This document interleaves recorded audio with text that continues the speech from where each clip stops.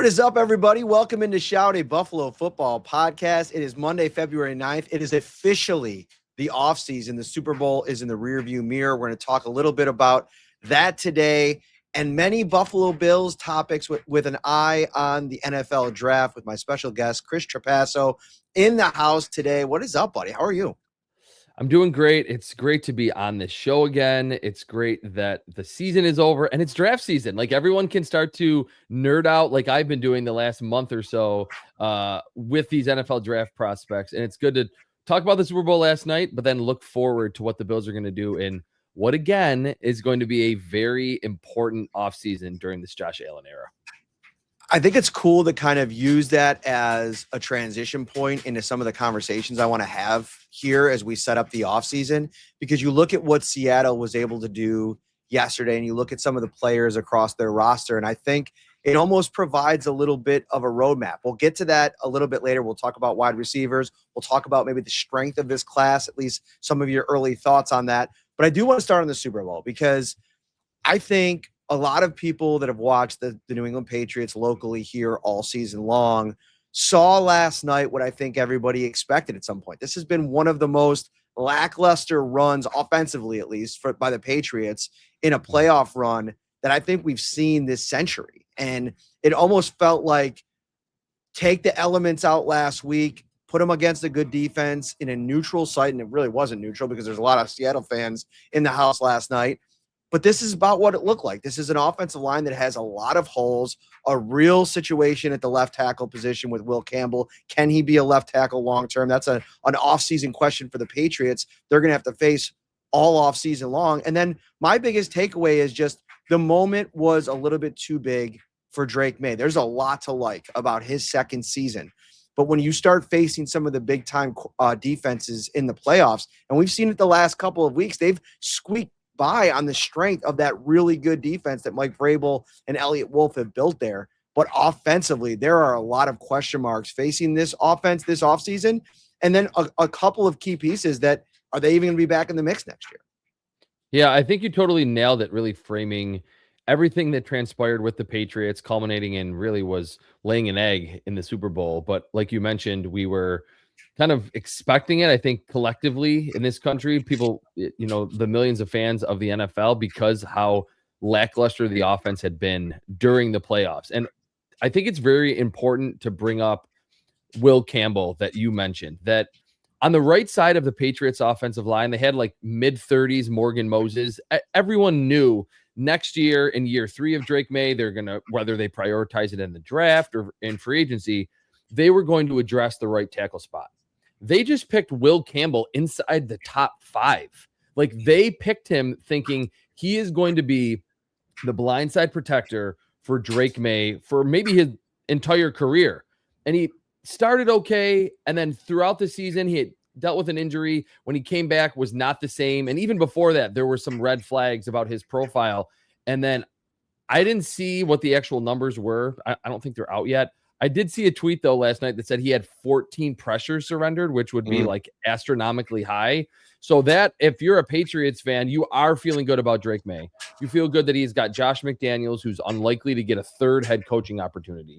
And some of the pieces on that defense are very good. Christian Gonzalez, I think, is an awesome cornerback. They have other pieces on that side. But the offensive side, not only the offensive line, but the fact that you just went back-to-back top 5 picks with your quarterback and your left tackle, 2 of the most premium positions in the NFL, and the rookie season from your left tackle was not very good and ended on a very sour note. I will say these 2 defenses, as we start to kind of put our heads around what this Bills defense will look like in 2026 in year 1 of Jim Leonhard, these 2 defenses in the Super Bowl, I think, did a really good job of showcasing what you can do if you build your roster the right way. And there were, especially on the Seattle side of things, you go back to the last couple of years of drafts and some of the swings that John Schneider has taken and some that have paid off in a big way. And I'm not even talking about necessarily some of the higher profile names. Of course, you get a Jackson Smith and Jigba. That's going to change the course of your offense. But some of these guys defensively that have made impacts. I mean, you get a Nick Amanawari where they got him last season. You get a Derek Hall on day 2 as a pass rusher. And this on the heels of last year when you saw what Milton Williams and Josh Sweat did in the Super Bowl for the Philadelphia Eagles. Mm-hmm. And I'm looking at this draft upcoming for the Bills. And it's hard because I know the Bills just spent significant capital on defense in last year's draft. And you probably, if you're a fan, wide receiver, maybe replenishing a bit on offensive line, depending on what happens with Connor McGovern and David Edwards.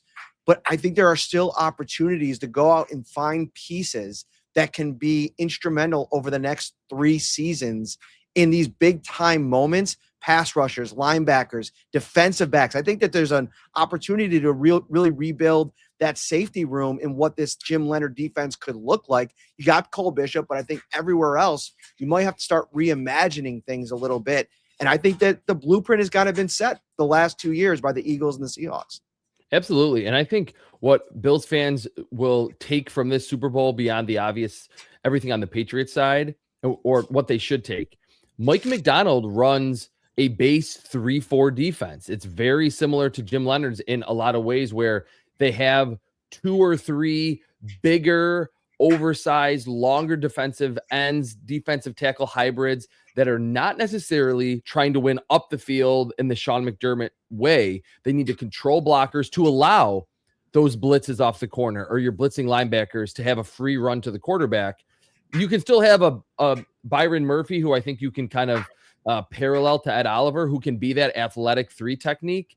But I think in today's NFL, I don't think every team has to be a 3-4 base, but seeing what Mike Macdonald was able to do, disguising, coming into the game, not being a big blitz team, but when he did blitz, they were very effective, and having a array of different sizes and profiles up front, I think is very important. And very specifically, you mentioned Milton Williams on both sides of this, from the Eagles last year to the Patriots this year.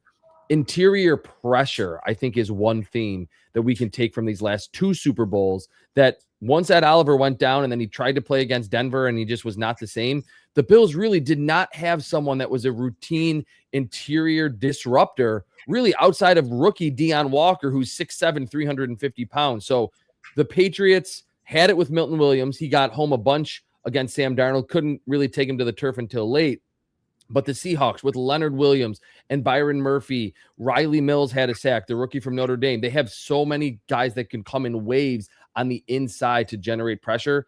That is maybe kind of an underrated need for the Bills, that edge rusher, wide receiver. We can talk about all that. But I think the pressure up the middle on some of these better, younger quarterbacks is very vital in today's NFL.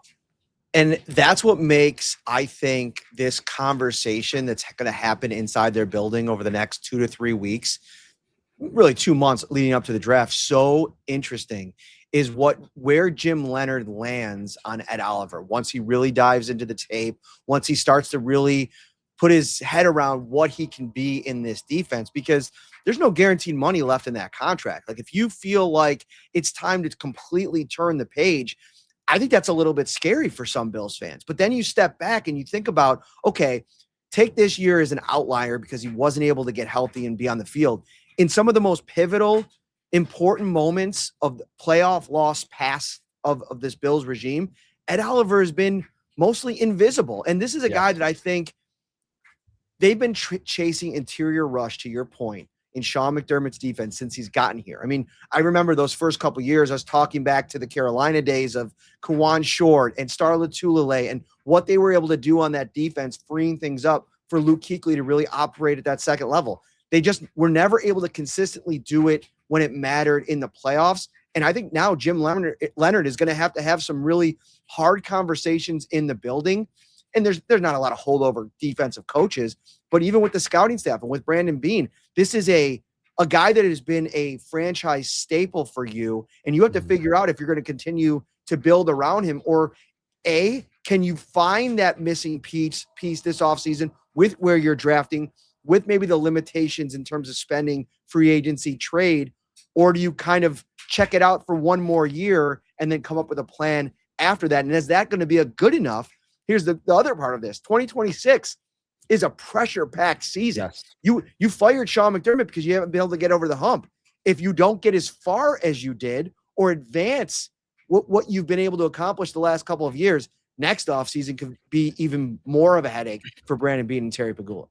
Yeah, I'm glad you brought that up at the end there, Matt, because I think in an ideal situation for any defensive coordinator, and if you're Jim Leonhard taking over this job in a vacuum, you would say, yeah, I want to get rid of a lot of these guys that don't fit, and I want this specific type of 3-4 defensive end. I want a big nose tackle. I want this guy next to him. I want bigger linebackers on the inside, stand up, smaller rush linebackers on the outside to be edge rushers. But your last point is paramount because they're not in a situation, the Bills, that they can say, all right, yeah, let's blow up the defense and take 3 years for the defense to be championship caliber. So I think Jim Leonhard's up to task, but I think it will be a long process in terms of the evaluation over the next really 2 months from free agency or combine free agency and the draft, where he and Brandon Beane, like you're mentioning, the rest of his coaching staff have to make those difficult decisions and maybe make some sacrifices and say, okay, Greg Rousseau at 6'7", 255, 260 is not the ideal stand-up outside rush linebacker, but we're going to have to make it work. And Ed Oliver maybe is a little bit undersized in this scheme, but we're going to have to make it work and then fill in as many pieces as possible while you're still having to address a lot of those missing pieces on the offensive side, most notably the wide receiver position. So it will be really fascinating to see who stays, who goes. But I do think it is a good confidence builder that Bills fans and really the Bills decision makers just watched a young defensive-minded coach that runs a 3-4 base like Jim Leonhard that wants to mix in blitzes every once in a while and really confuse on the back end, win a Super Bowl, because that's what Jim Leonhard is trying to do with this exact scheme and this exact unit in Buffalo. I brought up my weather app this morning and it said -7 degrees out here. And I think it's fitting that you're coming on the show today because we're both cold plunge enthusiasts. I don't think either of us are necessarily scared of the cold, but I will tell you this right now, man, getting out there and starting the car, I am absolutely freezing my butt off the last couple of days. I don't know about you. Yeah. What day was it? I think Saturday when I went out to the car, it was kind of windy too. And my wife said something to me. So I turned around and I tried to talk and I couldn't even get words out because the wind, I don't know if the wind was at -10 degrees. I was like, hold on, I cannot speak right now because it's so cold and so windy. I would be fine with the wind chill getting into the at least single digits, into the 10s and 20s for my kids going to school, everything like that. I love the cold. I'm fine with it. But it does create some hassles with the everyday logistics of life. Well, I bring it up because I know it's cold outside, but you can bring home the cold with freezer savings right now at Tops Friendly Markets. And you can find the coolest way to save this season at Tops from now through February 28th, a couple more weeks. Every $40 you spend on participating frozen brands earns you $10 back. Brands like Snickers ice cream bars, Drumsticks, Smucker's Uncrustables, Ben & Jerry's, Klondike's, Pizza Logs, DiGiorno frozen pizzas, and so many more.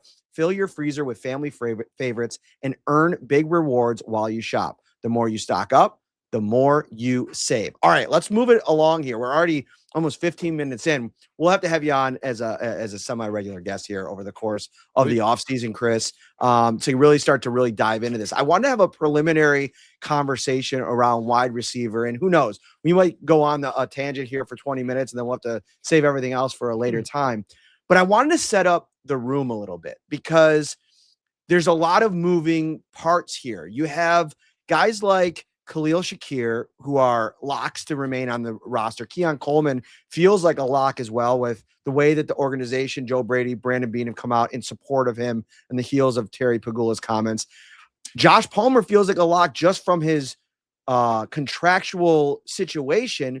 But if you can maybe move off of that, maybe you can think about a world where he's not on the roster next year. Curtis Samuel feels like he's going to be gone. And then you have some of the other pieces, McCole Hardman, Tyrell Shavers, Stephen Gosnell are the other remaining names. As you sit here and look at this wide receiver room, and at different times this year, you could take a collection of those players and create what was the Bills' starting wide receiver room. I don't think that's going to cut it in 2026. It feels like Brandon Beane knows there has to be a little bit of a makeover. So as you look at what they have right now, what do you say that the wide receiver room needs as we kind of start looking into free agency and the draft? I think they need 3 starting caliber wide receivers, which is a big ask in one offseason. You can, even if you are a big Keon Coleman believer and think that year 3, he's just going to come out of nowhere and become really, really good. There's not a lot of history for that, for wide receivers to have their first 2 seasons be as disappointing and lack the production that Keon Coleman had. And then just in year 3, they're like a franchise player. So for as much as Keon Coleman, because he's still cheap labor on the roster, and that, like you mentioned, which is, I think is a good point to bring up, Joe Brady has sung his praises and said, it's the best news for Keon Coleman that I'm the coach, all that. I'm going into this offseason looking at the Bills wide receiver room and thinking that Coleman's like a non-entity. You're not like thinking of him like, okay, well, we're year 3 of Keon Coleman. He's going to be, you have to think of him like he's on the roster, but he's a bottom of the roster player right now. And that's really just how he's played in his first 2 years. Khalil Shakir is great. He's one of the best. He's an elite yards after the catch slot receiver. Super reliable, catches everything. Like you mentioned, Josh Palmer, maybe after the injury that we came to find out was a more serious injury than maybe we were led to believe in season, with his calf and his hip and his ankle and all that. If he's healthy, he can be a serviceable wide receiver 3 or 4. I think they need, whether you want to say outside, inside, I don't really think it matters. They need 2, probably 3, not like low-level 1-year, $2 million deals. I think a reasonably big either free agent or trade veteran and an early round draft pick, presumably in round 1. And I think it would behoove Brandon Beane to also pick another receiver like in the 3rd or the 4th round as well. So you have a young pipeline at the wide receiver position. And very quickly, I will say there is precedent for this, that in the 2022 draft and the 2023 draft, the Packers drafted 3 receivers in back-to-back drafts and rebuilt their entire wide receiver room. And maybe what could be kind of bringing this full circle, one of the receivers the Bills could ultimately sign in free agency is Romeo Doubs from the Packers, who is an unrestricted free agent and I think would be a great signing. So that room, among all the other positions, safety, we talked about defensive ends, the underrated need for defensive tackle, I think wide receiver needs the biggest makeover this offseason.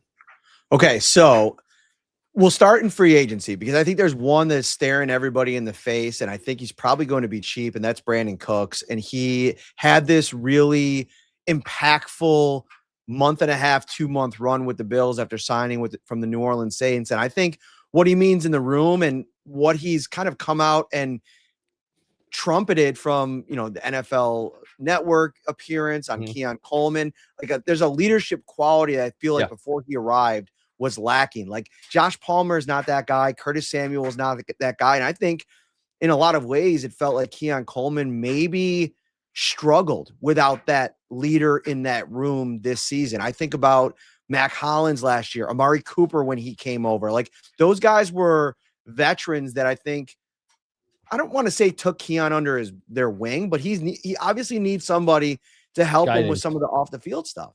And so I like the idea of Brandon Cooks. If they don't go that direction, because I know people want to start with Alec Pierce and some of the higher end guys, even like a Mike Evans is kind of a fun idea, as he would definitely be that veteran guy that I think could take a Keon Coleman under his wing. I think it's going to be pricey. And I think Cooks is the kind of name where it comes at the right price point. And then another guy I want to throw in the same bucket, partly because of his relationship with Josh Allen, but partly because of what I've read he means to rooms as well, as Christian Kirk. Yeah, I think he would make a lot of sense because the Bills, like I mentioned, have Khalil Shakir, who is a tremendous yards after the catch slot receiver, has gained the trust, rightfully so, of Josh Allen. To have another reliable slot receiver, I think would go a long way in this Bills offense. And what's funny to me is the last couple seasons, there was this fear that the Bills had too many slot receivers. And oh man, is Curtis Samuel a slot? Is Khalil Shakir a slot? Is Elijah Moore? None of those other slot receivers really produced. And there's nothing to say that you can't have 2 quality slot receivers in today's NFL. And if he can bring anywhere close to the rapport and the connection that Khalil Shakir has with Josh Allen to this Bills team, and at 29 years old is not going to cost you very much money at all, I think that would be a pretty cost-effective signing for the Bills.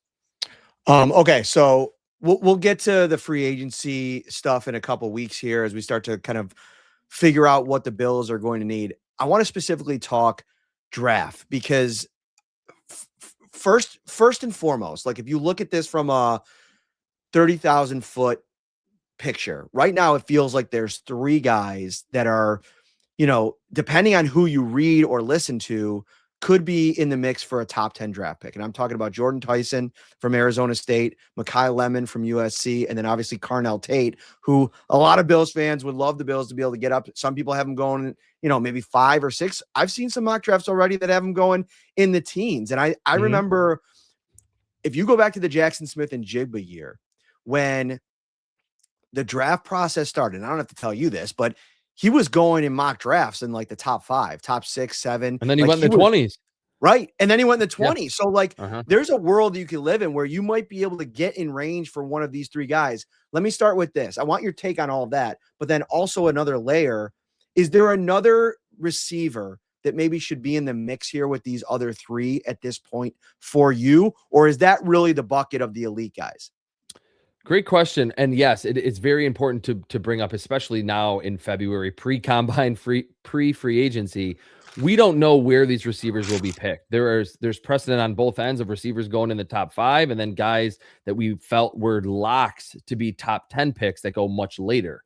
To me, there's one other player, Casey Concepcion from Texas A&M. He actually was born in Rochester, moved, I think, like somewhere in the South, like Charlotte area, somewhere like from like age 3 and on, and ultimately became a really good player at NC State, transfers to Texas A&M. If the Bills can revert back to the type of wide receiver that they had during the Brian Daboll and some of the Ken Dorsey era, smaller, sudden, separators, Cole Beasley, John Brown, Stephon Diggs, which to me was still the most dynamic Bills offense that we've seen that can certainly compete with the 2024 group in terms of aerial proficiency with Josh Allen. Casey Concepcion would be that other elite type of wide receiver. I think Makai Lemon is very good. He reminds me of like Amon-Ra St. Brown. He's that kind of type. I think he is mostly in the slot. My comp for Carnell Tate is somewhere between like Romeo Doubs and Brian Thomas. He's bigger. He's vertical. He's got a lot of juice. He can win down the field from the outside. And I'm a little lower, and we'll see how he tests. I'm a little lower on Jordan Tyson. I like the fact that he's young because I think that hints at a lot of upside. He reminds me a lot of Jacoby Myers when he was coming out of NC State, which he's a good player and obviously, worked wonders in Jacksonville after they traded for him to get him out of that Raiders situation. But to me, Jordan Tyson is not quite that elite level prospect. And I think Casey Concepcion, being a little smaller, can give you vertical juice and get open. And like we saw this season with Jackson Smith and Jigba in the Super Bowl and being the offensive player of the year, a lot of times just being able to get open is way more important than how much size you have on the outside. Here's the thing where I'm at with the whole slotting of receivers and where they're going to play in an offense. I don't care about that. Me anymore. neither. I just don't want to spend any time on that. When you have an offense like Seattle, and I know it looked hard at times, especially in the Super Bowl against a good defense, but you have the 3 top receivers in that offense are Jackson Smith and Jigba, Cooper Kupp, and Salim. Or no, the kid that they traded for. Rashid Shaheed. Which ironically, let me interrupt you for a second. That's exactly who I think Casey Concepcion is. He is that type of take the lid off the defense, downfield separator. And I think he's actually better as a route runner, even at like 21 than Shaheed was early in his Saints career. But go ahead. But I think there's some real logic behind why a collection of smaller separators like that, to your point. I mean, Stephon Diggs and John Brown and Cole Beasley, they're all in the same kind of size bucket, if you will. Mm-hmm. I mean, Stephon Diggs he feels bigger because Cole Beasley is so small, but that is a group of receivers that none of those are your traditional X. And I think that even at his peak, Diggs wasn't your prototypical Z either. Oh. And so I think that getting back to that idea, and it also might free you up if Joe Brady can evolve this offense to get Khalil Shakir out of the slot a little bit more as one of your top 3 players. When that other receiver, whoever you land on, is out there also, and now you can maybe play Keon Coleman where he belongs in the slot to begin with in a larger percentage of snaps. It now comes down to how creatively can you deploy your weapons and maybe not fitting it into some harsh box that you feel like you, and actually that's where I've been most critical of Brandon over the years. It feels like he places guys in boxes when they draft them, like Cody Ford, for instance, and they had to kind of figure things out and wiggle things around a little bit for him.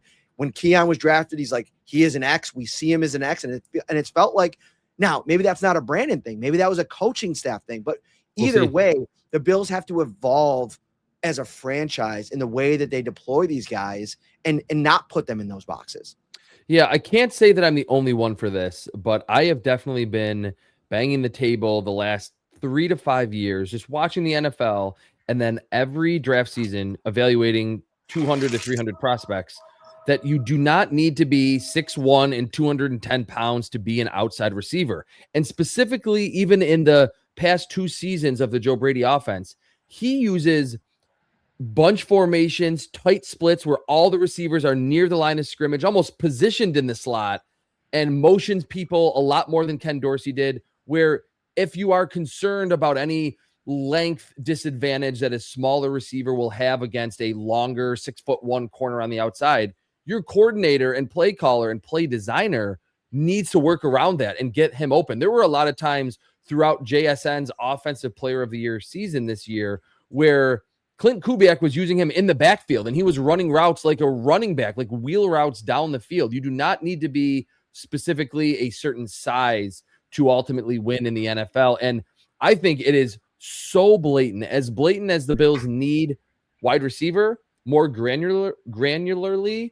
They need receivers to get open. That has been a huge problem the last 2 years that fans, I think, have been able to cling to with all of the data that we have today with next gen stats and everything. That Keon Coleman has been near the bottom of the league in separation. Mac Hollins didn't get open very much. Amari Cooper didn't really. And I think part of why we all thought that Brandon Cooks was such a spark to this offense, he could get open a little bit, even at 31 years old. So I think that needs to be the onus. Can you get open at the underneath, intermediate level, and down the field? Those are the type of receivers that I think the Bills need to prioritize in this draft and in free agency.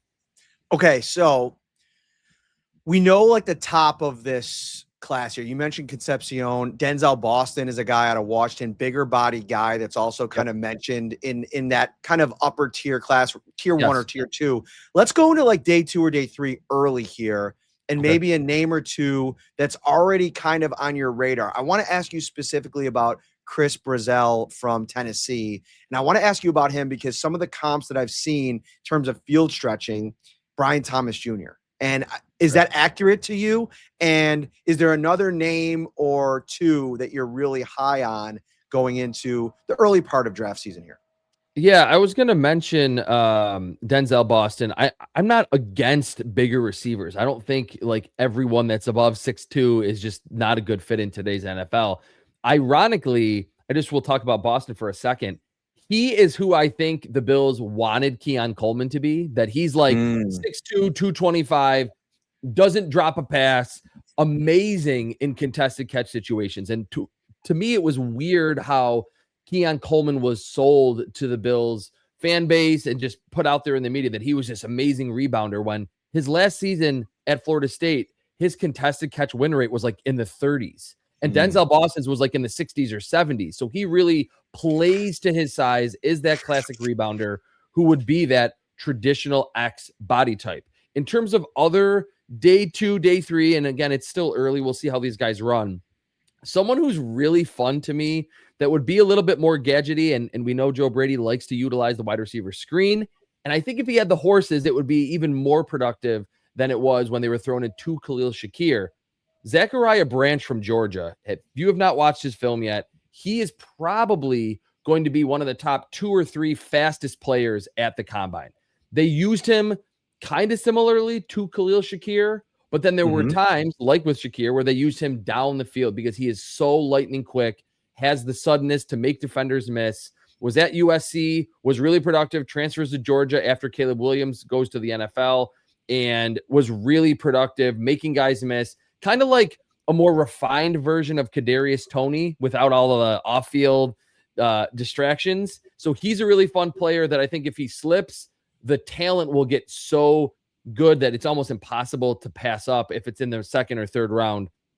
And then one other name, which this one is a deep cut, but I do think he will be a relatively household name over the next couple months. Eric McAllister from TCU. He does have an off-field incident that I do think all teams will look into, including the Bills. But if you want 6'2", 205 with good suddenness, good speed, separation ability, that is, I think, surprising at his size, was really fascinating to me. And then one last one at the Senior Bowl, Ted Hurst from Georgia State. I sent out a tweet because someone posted like a cut up of his, which I've watched like 6 or 7 of his games, fully evaluated him.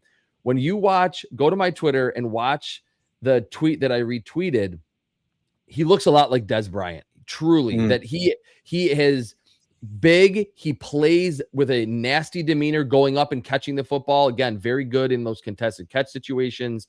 And at Georgia State, they didn't just say, hey, get down the field and we're going to throw you deep balls. They asked him to run a variety of routes. So those 2 or 3 or 4 wide receivers, all different sizes, all different flavors, I think the Bills could be interested in, whether it's the first receiver they pick or maybe it's when they search or back around and double dip at the wide receiver spot.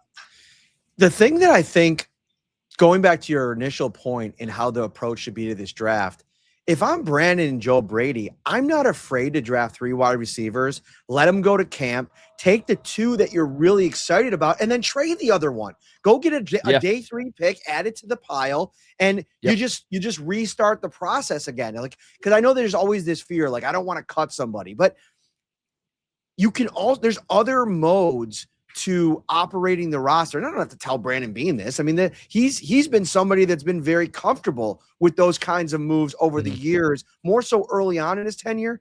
And I want to say, we're going to learn a lot about the direction that this organization has been under in the last couple of years, how they've operated in the draft, how they've operated around the draft and in the offseason program, and then early in training camp, based on Beane's behavior over the next 8 months without Sean in the mix, because this is going to be the Brandon Beane show now. So now we're going to learn a little bit more, because I do get the sense that some of the approach has been with Sean McDermott's oversight on a lot of these decisions.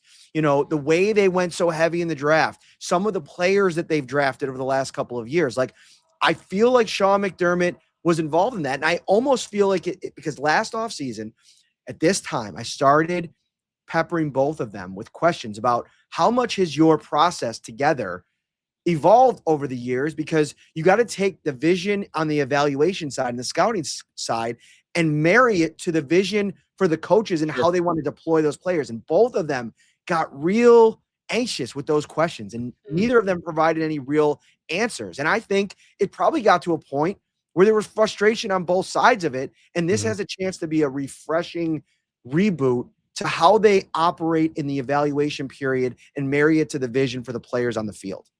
Yeah, one of my first reactions to the Bills hiring Joe Brady was, this is going to be fascinating. This is going to be a fascinating case study, because all you're doing is removing one key component, a very key component in Sean McDermott. How does that change the entire operation? Does it change it a lot? Is it night and day? Is it slightly? Is it more offensive centric, more Josh Allen centric, and not as much defensive centric? We'll see. In a lot of other situations, when there's a head coach fired, you know, everything new comes in, and to promote someone from within is reasonably rare in the NFL. But because of that, because that's the situation in Orchard Park, we're going to be able to very clearly look at the difference in, like you're saying, Brandon Beane's decisions and what he does with acquisition of players and releasing players, and maybe not bringing back as many players that were in the mix in the past. We'll see if that was an organizational agreement, or it was more Sean McDermott had his finger on the pulse of that. And I do want to, in terms of not answering questions, you asked me about Chris Brazzell, the Tennessee wide receiver. I like him a lot. I do not want to scout the helmet, but we're looking at Jalen Hyatt, Cedric Thornton, and Dante Thornton. Cedric Tillman, excuse me, and Dante Thornton in that scheme with Josh Heupel. They are these bigger wide receivers who are very fast, and they are aligned they're almost like standing on the sideline, and they are asked to run go routes and post routes. And it's the most spread offense that you will see in college football. And Brazel is big. He's going to be like 6'4", 6'5", pretty lanky, and I think he's going to run really, really fast. I think he's the most advanced of those three wide receivers who have kind of not done a ton early in their NFL careers from that Tennessee program. He can run decent routes. He can get open to a certain degree, but a lot of his production came on, like they did for Jalen Hyatt and Cedric Tillman, wide open, deep balls down the field. So if you want to draft him in the 3rd or 4th round and say, we're not going to ask you to be Stephon Diggs, we're not going to ask you to run an intricate amount of routes, but just hit the accelerators and get downfield and take the lid off the defense, I think that is where Chris Brazel is the best. And he is a decent rebounder. What's funny is I think a lot of these bigger body wide receivers are entering the NFL better in those contested catch situations than in 2024 when the Bills drafted Keon Coleman. Interesting stuff, man. It's going to be a lot of late nights at One Bills Drive as we lead up to the combine. And if you are a night owl and watching this show right now, it is the time where night owl fares are expanding over at Amtrak. Low fares are now not only available on select trains departing from 7 p.m. to 7 a.m., traveling between D.C. to New York City, but also New York City to Boston and stops in between. Night Owl fares offer the same great coach service you expect on Amtrak, but at a new low price. Some of these trips are unbelievable. Philadelphia to Baltimore for $10. New York to Newark, $10. Boston to Providence. New York to Philly. Philly to Washington, D.C. Head over to Amtrak.com right now for full details. Chris, this was absolutely awesome.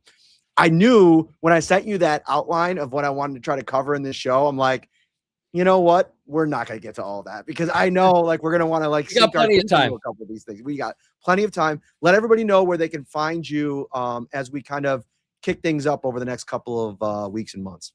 Sure. First and foremost on X, on Twitter, whatever you want to call it these days. I also am contributing to Cover One. I'm going to do some scouting lab videos. I have one coming out. I don't know when you're going to publish this, but on KC Concepcion, I'm going to do these like live breakdowns, 15 to 20 to 25 minutes, showing the strengths and weaknesses for a lot of top prospects that I think the Bills should target. I had to start with Concepcion because I think he is going to be there or be very close to the Bills at number 26 overall. And he's, to me, exactly what this Bills offense needs, even though he's not 6'1" and 215 pounds. Awesome stuff. I highly recommend. I got to most of it. I got to finish it up next time I'm in the car. The Cover One salary cap breakdown with Greg Tomset and everybody. You guys did an outstanding job. Head over to the Cover One. I mean, everybody over there does. You know, Aaron Quinn, Greg Tomset, Eric Turner, Prohaska. I mean, you guys all do a great job. So I want to give the shout out there as well. Dude, thanks so much for coming on. I'll see you in an hour. We're doing a big show over on Spectrum together, and we'll get together again soon. All right, man. Thanks a lot.